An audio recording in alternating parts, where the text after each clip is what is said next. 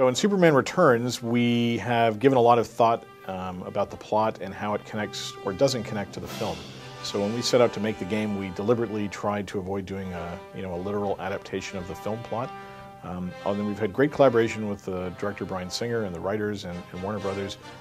We've worked in a number of scenarios. I'll call them episodic scenarios, which incorporate characters from the 60 years of Superman fiction. Superman does start the game with strength and the ability to fly anywhere in the city, with heat vision, with blow breath, with freeze breath.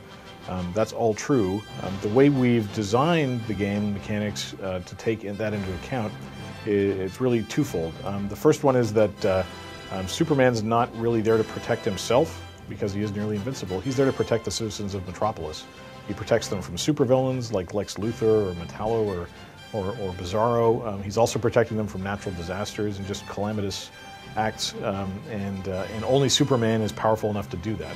So really the way you lose the game in any given objective in the game is you lose it by not protecting the city. And then on top of that, we've added the notion that Superman has stamina, and it's not limitless. So he does get winded, he can get knocked out for brief periods of time, and what that forces the player to do is to decide how they want to spend their time and their energy. So I can use heat vision, a regular strength or a very strong version of it on an enemy, but that's going to use up my stamina, and then I have to go and do something like hand-to-hand combat and get close to them, and that changes the dynamic. Or I might need to decide if I'm going to rescue someone who's about to be engulfed in flames. They're in a building beside a building that's on fire. Do I go rescue them, or do I focus on defeating the villain?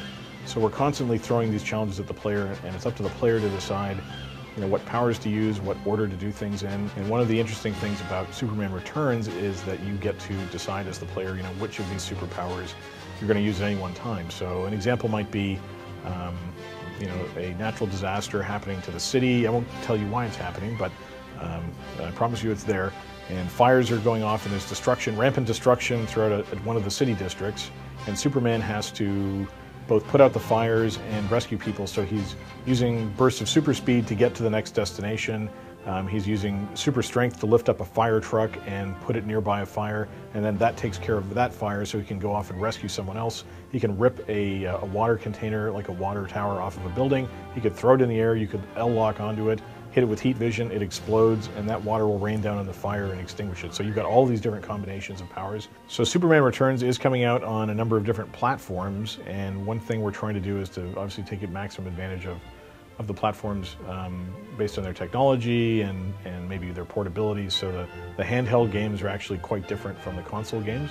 And then the console games themselves vary. I mean, we're trying to achieve the same goals in terms of mastering your superpowers to save Metropolis and really playing up on flight and combat and rescuing the citizens of Metropolis. But clearly on, say, an X360, we've got a lot more graphics horsepower and RAM, and the city is much more detailed, and you can really see it render as far as you look. And we've got a similar effect on PS2 and Xbox, but it's not quite as detailed. We can also do incredible things with audio, and just the population and density of things is greater. So there's some cool things we're doing on X360 you can't do on the other platforms.